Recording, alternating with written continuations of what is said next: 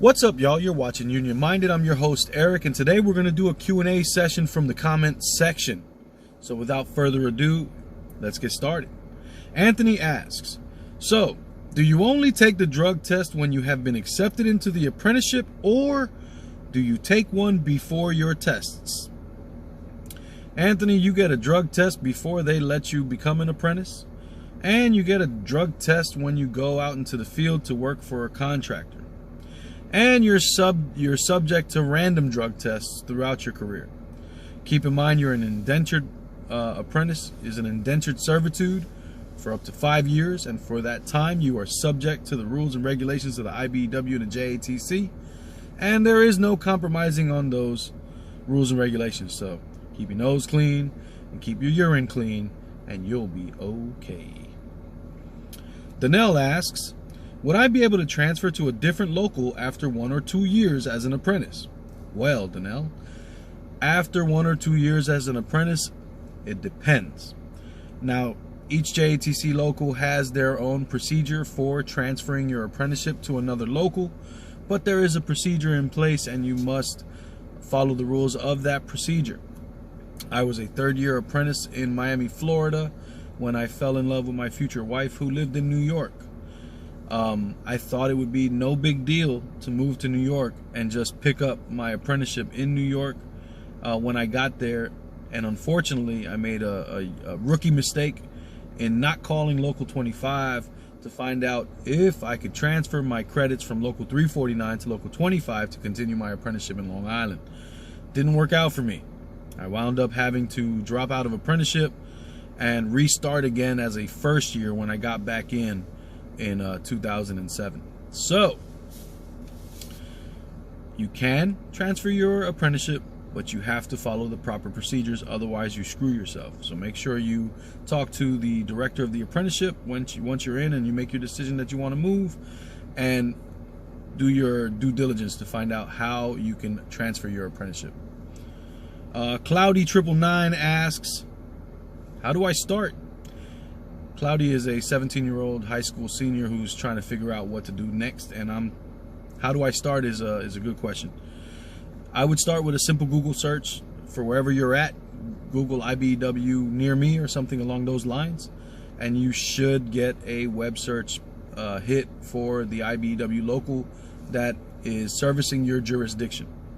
Once you have that information, reach out to that local and find out firsthand from that local how you can join their apprenticeship program, how you apply, and what steps you need to take in order to begin the process. That would be where you begin. Where it goes from there, there are an infinite number of possibilities to where your career can take you. But that's where you begin.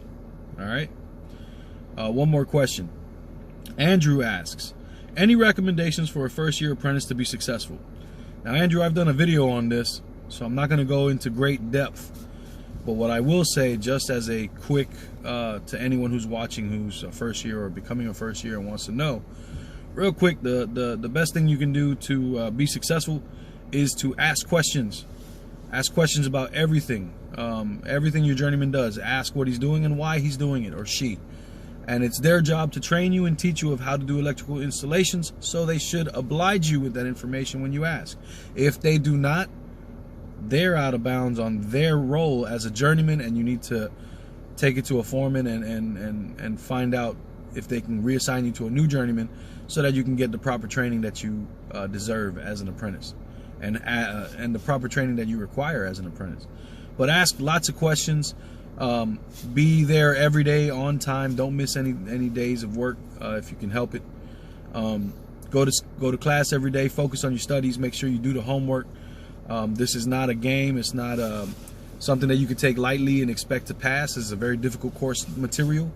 It's going to require some effort. So make sure you put forth your best effort, and on the job ask plenty of questions and stick to your journeyman and pay attention to what they're doing so you can observe and learn the trade. All right. Also, attend your union meetings. They're important for you to understand what is going on within your local union. At the union meeting, you'll get information that pertains specifically to your local and the conditions that you guys are working under. All right. Your union meeting is a vital part of your career. Make sure you go to union meetings. That's what I got as far as the Q&A session goes. And if you have any other questions, please submit them in the comment section on any of the videos that I do. And periodically I get to the questions that are most pertinent, and I make these little Q&A videos to answer those questions. But yeah, post any questions you have in the comment section, and I'll do my best to get to them. Or any question that you have regarding the trade at all, and I'll get to them and try to answer them as best as I can. Once again, my name is Eric. You're watching Union Minded. If you like this video, hit the like button. If you like the channel, subscribe. If you think it's worthwhile, share the video with other electricians and other apprentices and high school students or anyone else you think might benefit from the information. And lastly, if you never want to miss a video, hit the notification button where you get the bell. It goes ching-a-ling-a-ling. Eric made another video. You can check it out. Not that my videos are that entertaining, but still, come check me out. Let's grow the channel. All right? Anyway, thanks for watching. And always remember, the fight is not left and right. It is up and down, and it will take solidarity to win always. Peace.